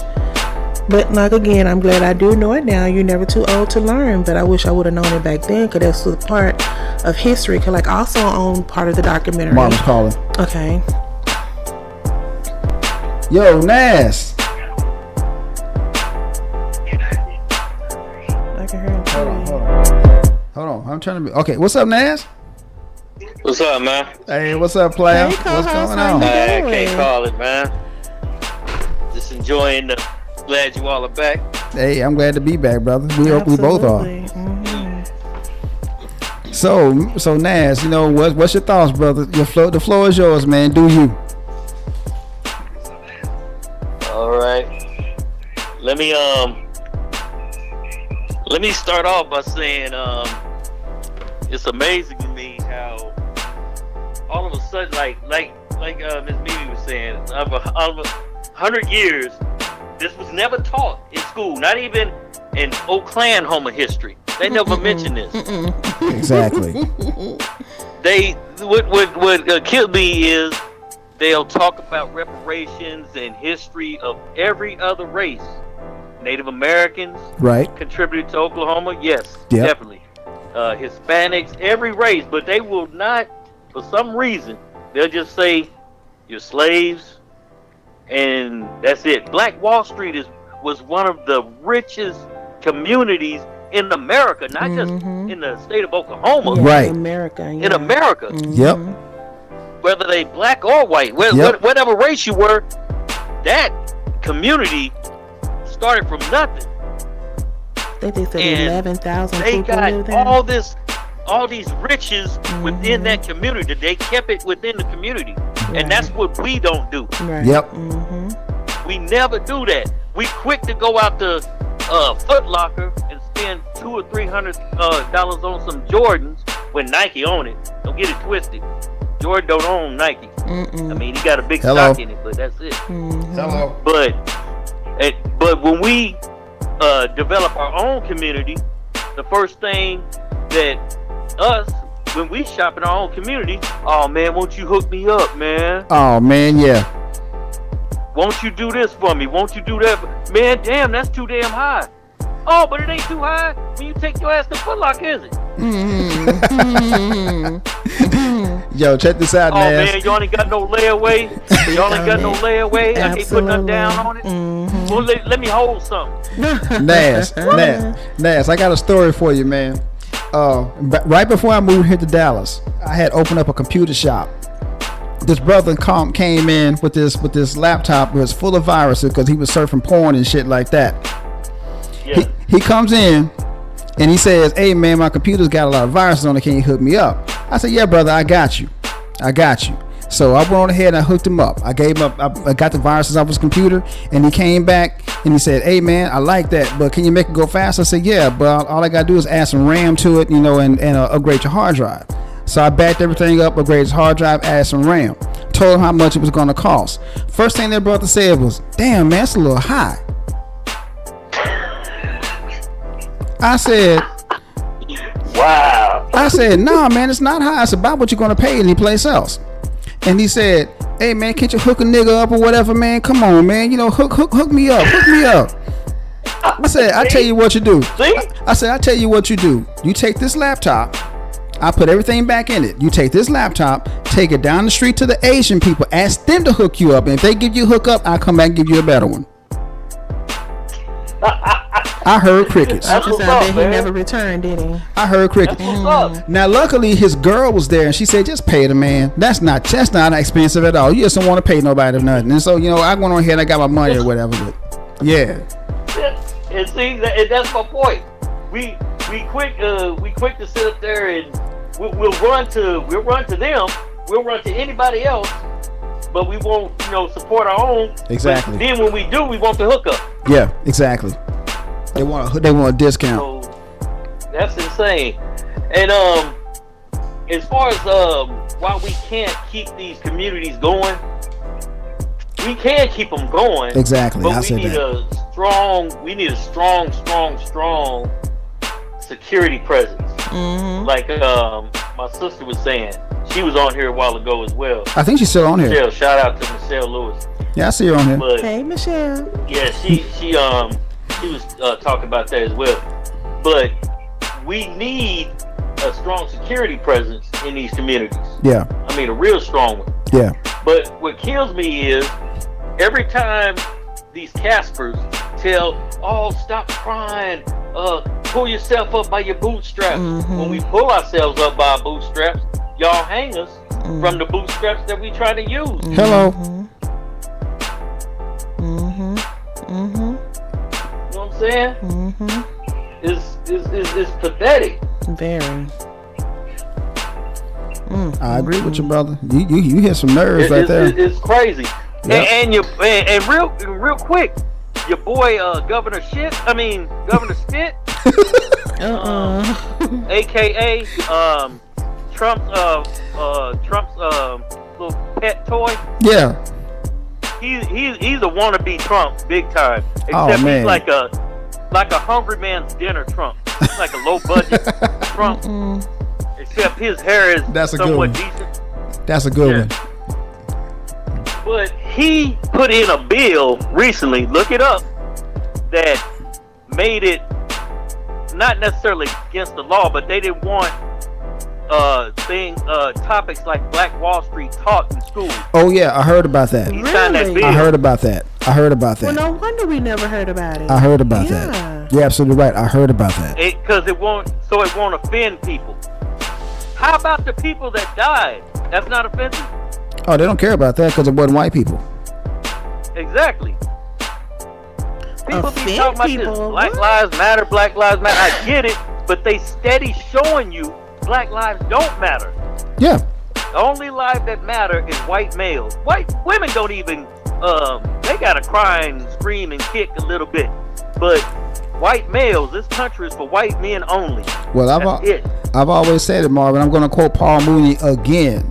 He said the only thing that America likes more than one straight white male is two. Yes. That's it.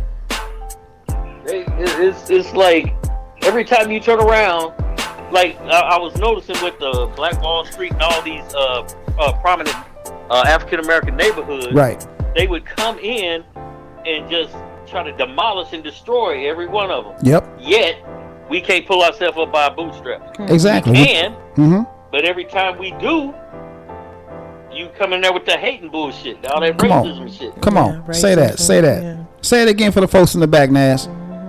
I'll say it again. There's nothing that a white person with a penny hates more, and that's a black man with $1. Oh, come on. You said that. Oh man, they hate that. You said that. Cause Obama, when he was in office, they was so damn scared he was gonna do something.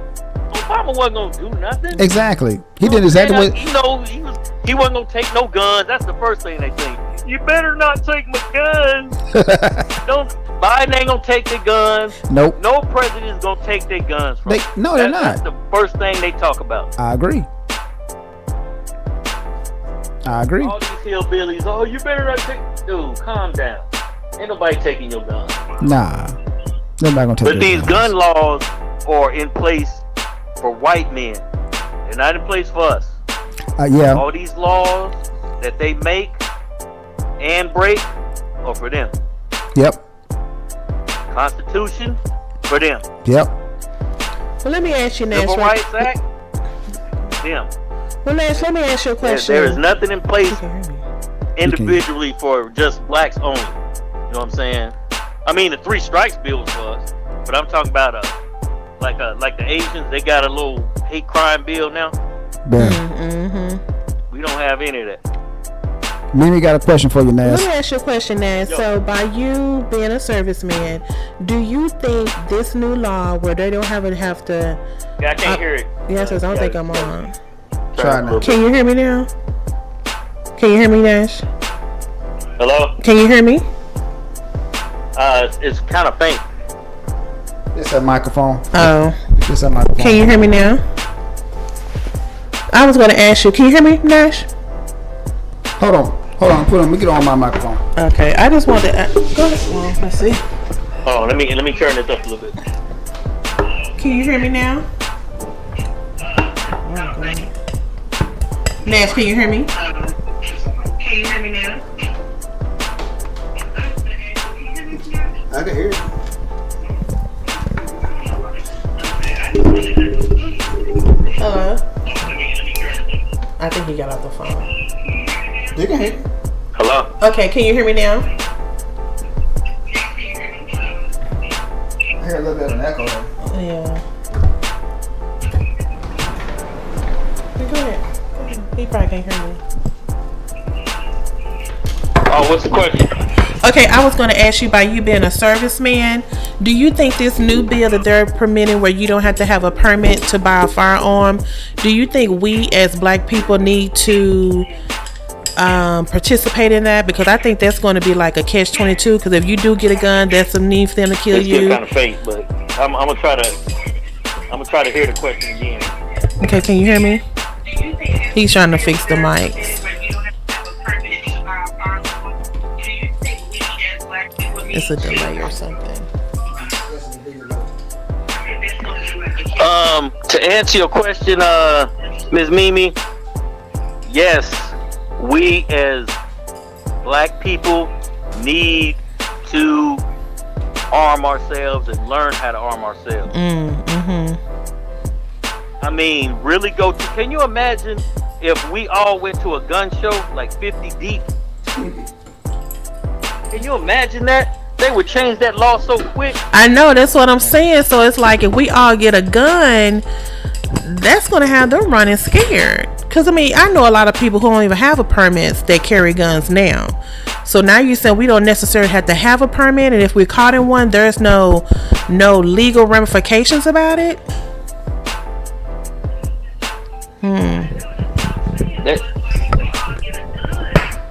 And I'm not for sitting up there just having a gun just to have one, just to say, hey, I got a gun. But to have the protection against,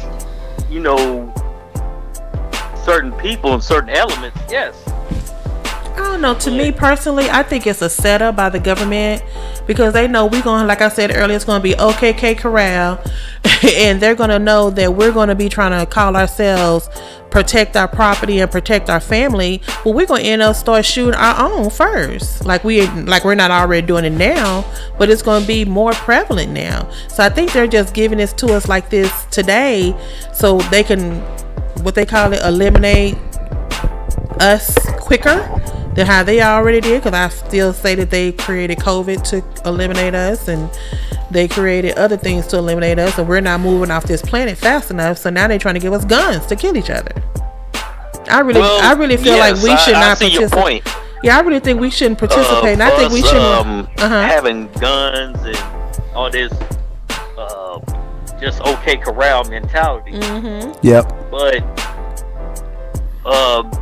the situation is when black people in the 60s, especially when the Black Panthers were really popping off, and they were walking around with guns. Right. It was legal to carry them. Right. They stopped that so quick. Yes, they did. Within I think a year or two of them being able to carry. Yep. They wasn't able to carry no more. It wasn't long at all. It wasn't long. Yeah. So when they'll stop all this gun stuff when we get involved in it. That's what I feel too. I feel we like get involved and we have legal paperwork, then they'll be like, oh, wait a minute, hold on. Because they have gun shows here like every other hour on hour. Yeah, I've noticed that too. It's like we used to have like maybe once a year, but now when you drive around town, they got all kind of billboards. Because here and I went to one about this time last year. Yeah, about this time last year. And I must admit, it was a lot of them in there. It was packed. It was hardly any of us in there. It was packed. It was packed, and when I tell you they were buying 2 and 3 at a time, I was like, dang, you need that many? Yeah, they was buying those guns. They love their guns. Yeah. Football, white sheets, Trump. Not white sheets. All in that, well, not exactly in that order. Trump might be up top. Then guns. They love them some Tangerine Tammy. Oh my God. Jones Jr. Thank you. They worship him. Yeah. Oh yeah. That just amazed me even to now. Like I said, when I saw that documentary last night, 5 million people was vote for Trump today to get him back in office. Yeah, it's crazy. man. But yeah, this situation with the Black Wall Street ain't nothing really. If you look at it deep, nothing's really changed from 1921 to 2020. I agree. I'm sorry to say. No, you're right. I'm sorry to say. Yeah, we ain't really getting grabbed up and hung from trees and all that, but it's more of a mentality thing now. Well, it's systematic racism. Even more so than it was back then. It's that, and they're lynching us in different ways now. Yeah. It's different ways to do it now. Yeah. You could do it. You could do it from the internet now. Exactly. Not necessarily physically put you on a tree. Exactly. But there's other ways to get at you now. Yep. Exactly. That's exactly. It's like, yes, we can build these communities back up, and yes, we can, get all these things going, but we amongst each other, we got to get it together with each other first. I agree. On each other. I agree. And the first thing we need to do is get rid of that coon class. That's the first thing we got to do. Oh my goodness. Them coon. Oh my God. Them coon clowns. God, man. And they be coming. I mean, it seemed like more, and I can't blame Tangerine Tammy for all this, but it seemed like when he came about, it's just like an influx of cooning. Oh my God, man! Like they ripped their sheets off. Like, here we go, we're home. Exactly. Yeah. And I'm gonna have to put I'm gonna have to put Kamala in it. Oh yeah, I agree. Which is devastating to me, but okay, yeah, so she not black, then she black, then she Asian, then she Jamaican, then she got the coalition, rainbow coalition, all up in her multiracial. Yeah. Marvin, you saying the same thing I've been saying since she first came in the scene, Kamala, man. I mean, I really didn't have a choice. I didn't want Tangerine Tanny back in. Right. But then I didn't want Biden and old girl either. Right. So it's like, damn, we don't never have no. White people don't have to go through this. We always gotta go through, damn, Satan or Lucifer. Yep. But they ain't gotta go through that. Right. Because it's a win-win for them. Yeah. Either way, it's white supremacy no matter what. Have a party. Right. Yeah. Be they Republicans or Democrats. Exactly. It's all the same. It's all the same. It's all white supremacy. Yeah. It's I'm a vote though, just so I can complain. Nothing wrong with that. Yeah. But yeah, man. I just want to say that. I mean, I'm gonna fade off the show and whatnot, man. I'm pretty sure some more people trying to call in. I really love the show. Y'all keep doing what you're doing. Stop being gone so long. I was asking Siri where you were. Reginald. I asked Waldo. had to put Waldo on me. Yeah, I was like, damn, where they at? So, I ain't got nobody to rant and rave to and talk to. Glad y'all back. Well, Marvin Marv, I'm gonna tell you right now, brother, man. You know, this was on me. So if you want to yell at anybody, yell at your boy. So you know, it was me. No. I'm just glad you're back. But I thought the FCC came and snatched you. Yeah. I'm finna drive to Dallas. Definitely. It's all good, brother. I'm glad to hear about the love, man. Absolutely. Thank you. We love it. Appreciate it. So, and like I said, man, you got a fanfare here, so you know people always wonder where you at, man. Exactly. Where's Marvin? Well, I'm here in Oklahoma City, but I definitely get down to Texas. So. Definitely, man. Come on out and hang out with us for a little bit. Yeah, definitely, man, definitely. One real quick. I know you don't. I don't know if you promote the DVD thing or not. Yes. I know you do the book. Yes. But that buck breaking. Yes, Woo! I have that, and we haven't seen it yet. But I do have it. He just said we need to watch that. Yeah, he did say you're gonna love it. I do have it. I just haven't watched it yet. Man, put the word out, man. That I got it. I watched it already. All right, cool. Definitely. Because anything about Tariq Nasheed, I got anyway. So I definitely had to get that. I don't understand why these two brothers is beefing with each other. Whatever little petty stuff it is, I hate that they did this. They fell for the divide and conquer thing. But I hope they continue to educate us and let us whatever way they going. But Dr. Umar Johnson, I like him too. Tariq, yeah, I like both of them. Yeah, me too. So I hope that they continue on with what they're doing. They doing it together. That's fine. But I hope maybe one of these days they'll get back at it. I hope so too, brother. But anyway, Nas, man, we're gonna come out there this month. We'll be out there this month. What day? Oh, okay then. The weekend of Juneteenth, Father's Day weekend. Yeah. We'll be out there. Mimi. Yeah. Thank you so much for calling in. As always, you dropped those jewels.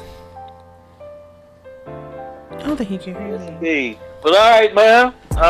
Again, I'm glad to hear from you all again. Absolutely. All right, man. We'll get you later. All right then. All right. Have a good night. Thanks for calling. You all too. Right, later. Out. All right. Anybody else want to call in? The number's in the chat room. Please call in. See what you have to say about whatever you want to talk about. We good. So, but yeah, man, that was some good stuff. Definitely. That was some really good stuff. Definitely. So, but yeah, man. So let me ask you this while we wait for others to call if they're going to call in. You know, they trying to say all this Black Wall Street massacre started because of the young man. His name was Dick Rawlins. Yeah. I really don't think it started because I think it started because of racism. Yes, yeah. But would the history books ever truly claim that? No. You already know they won't. You know they won't because they don't want to admit their own faults. And technically, by them dropping bombs on Oklahoma like that, that's considered domestic terrorism. That's exactly what it is. So why can't they not just say call a spade a spade? Yeah. If it walks like a duck, quacks like a duck, guess what it is? Quack. It's a duck. Precisely. I don't understand why they like again, they like now with this Trump thing. Why won't they just call it what it is? Just like that, what happened on January 6th. You see it. Look at the picture that's on the screen. You see all that smoke. How you think that happened? Those bombs came from the sky. There wasn't no bombs who came by them thrown across the street. No, it wasn't. I just don't get why people just won't take account for what's really going on. Well, think about this. Think about this for a second. They don't want their children to learn critical race theory. Now, it's not a theory first and foremost, because it actually happened. Because history is just that. It either happened or it didn't. There is no in between. There is no in between. That's just like being a little pregnant, you know? No, you're either pregnant or you ain't. Which one is it? Exactly. So, but the whole thing is... And then for them for Nash to bring up the fact that they were trying to erase it from history and not teach it in the schools, how dare you? Well, see, that's a prime example right there. He said he never heard about this in history. I just barely heard about it myself when I was in school. And then plus your my grandfather told me about it, so that's how I knew about it. Wow. It's just like now 100 years later, it's like it's been televised and reactivated where people can know about, where all this time it has been concealed in a little bubble. Yeah. That not too many people knew about that. And that is pathetic. Yeah. That is 100% pathetic. It's the same deal about the Otterville riot in 1980. Mm-hmm. Nobody knew about that. I was there when that happened. Okay, so there's another thing that happened. I don't mean to cut you off, but what's the big one? Koresh? David Koresh? Didn't y'all know about that? What, the Waco, Texas deal? No, what happened? Something happened in Oklahoma. Something with the federal building or something? Oh, no, that's not David Koresh. That's Timothy McVeigh. Okay, everybody knew about that. Of course. So what's the difference? Yep. Okay. We gotta do better.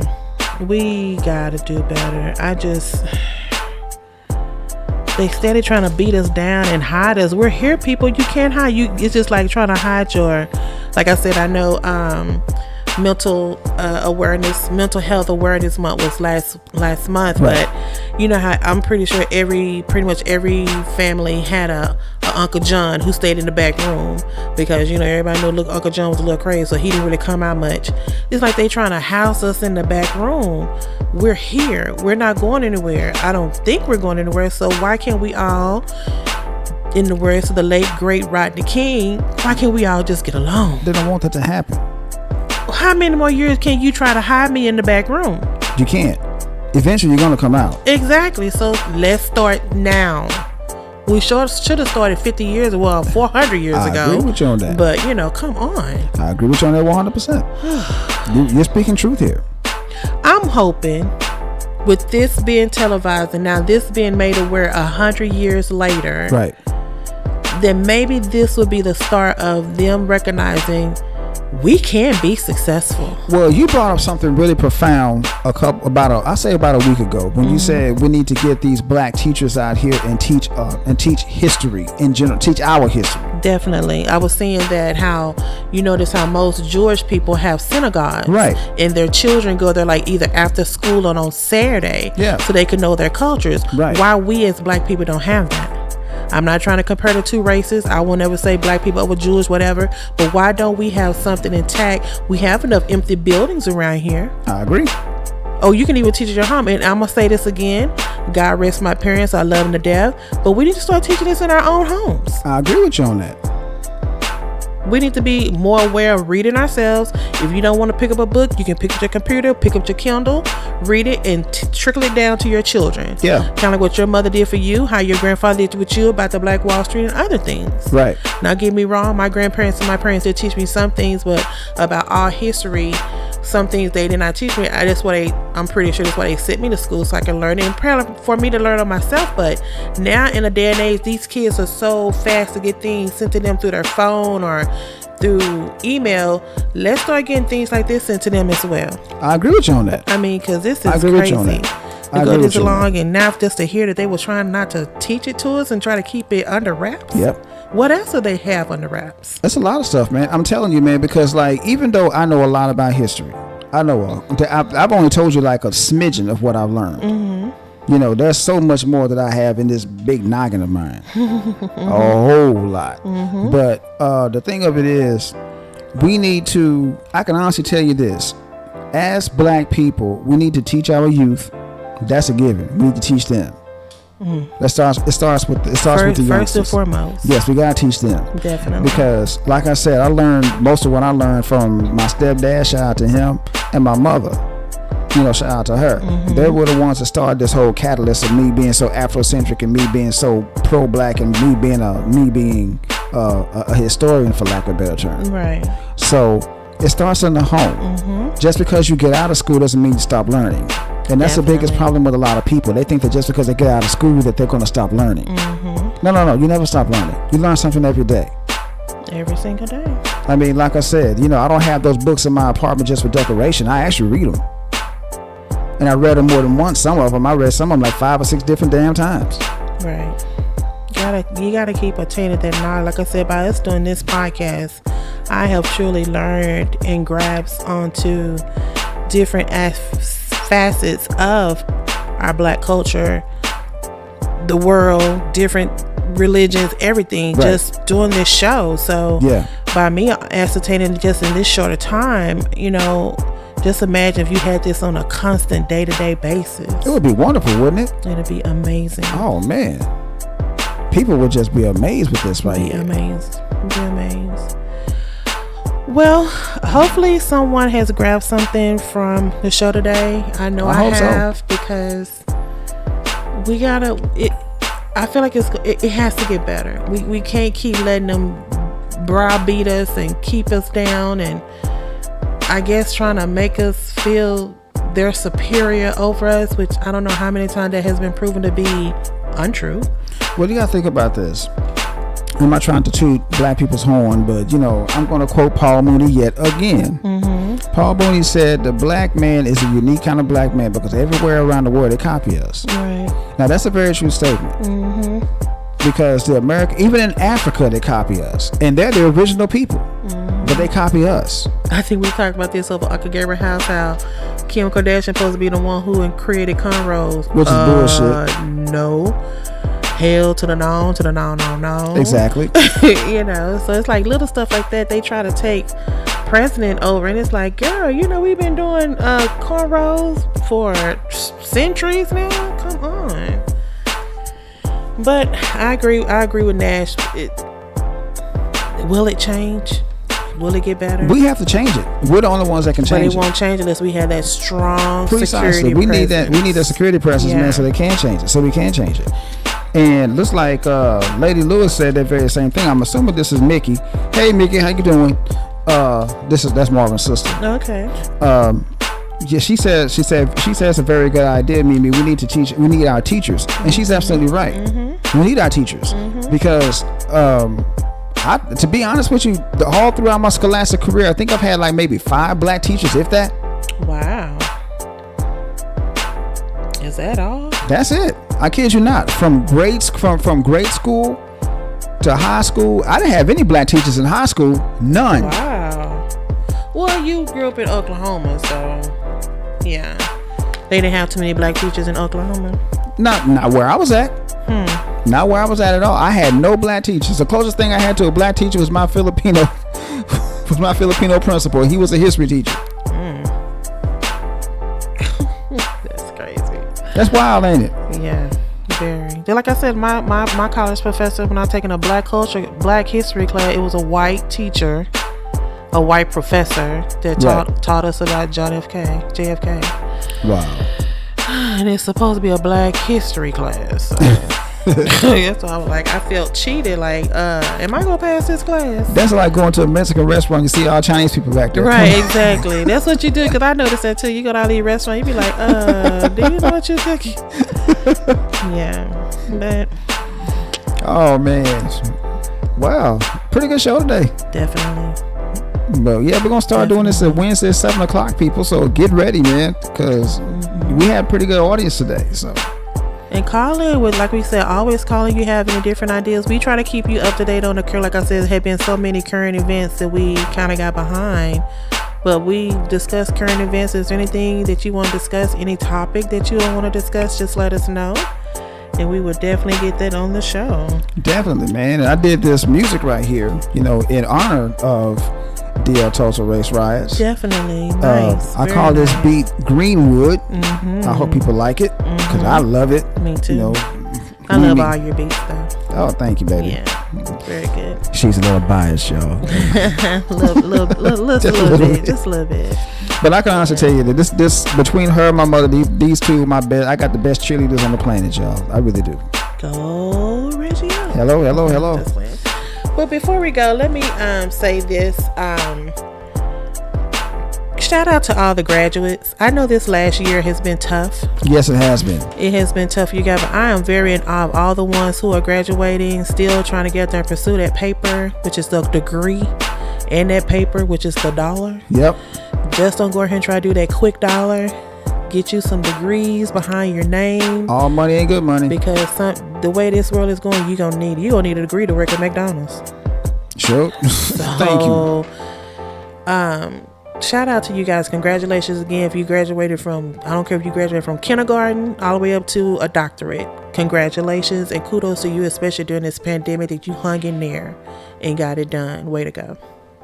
There you go. All right, sir. So we're finna wrap it up. Yes. I think we have no more call-ins. No more callers. Okay. Well, as always, please subscribe. Hit the notification button. Yes. Hit the alert. You'll know we're on live. Yes. And I think we're gonna hang here on Wednesdays for a couple of weeks. See how we do. Yeah. We're gonna see how it does, man. Because actually, we had a pretty good turnout today. Definitely. We had as many as 9 people in the chat room. Wow, nice. 9 people. So that's pretty good. That's pretty good. So hopefully we'll get more. But tell a friend to tell a friend. Tune us in. Definitely check it out, man. We're getting more and more people. I like the way the audience is growing slow, but that's okay. Leaps and bounds. Melanated thoughts, just our thoughts that we give. No judgment zone. Speak how you want to speak. Say what you want to say. Exactly, man. So it's all love. It's all love, man. But this platform is something that we both love doing. Definitely. So by all means, give us a buzz and whatnot. If you got any ideas about shows, as long as it ain't about celebrity gossip or relationships, we good. So he don't want to do that, y'all. No, I do not want to do that show. I'm sorry, I do not like celebrity gossip. But did you hear that Blair Underwood and his wife broke up? God, 27 years. That's a long time. Okay. I know you don't want to talk about it. I just had to say that. Okay, babe. All right, babe. But no, seriously. Tell a friend to tell a friend. Tell a friend. By all means, We're just doing this out of labor of love. We're not. Most people think we're looking for that. It's not for $1. Anything. We just do this because we want to hear what other people think. Because there has to be somebody who be in awe, just like I am, when I hear different stuff. Like last year, I kept saying, "Gotta be glad when this year is over. 2021 gotta be better." Well, looks like it's a 2.0. 2021 said, "Hold my beer." Yeah, I'll be right back. But it's not as bad as it was. But I'm telling you this. If those 5 million people elect Trump into office, we're going to have a repeat. Yeah, it's going to be even worse. It's going to be even worse, y'all, because Trump ain't no joke. This fool, we already know what he's all about. Y'all think he was a terror when he was in office, and now y'all going to bring him up for a second term? He could be like, oh, hell yeah. He going to think he king dun. So he king dingaling. Exactly. I was trying to say it right, but yeah, go ahead and say it, yeah. Yeah, he going to think he is the king of all kings. Yes, indeed. His cojones going to hang real big. For real, though, boy. Yeah. He ain't gonna be playing.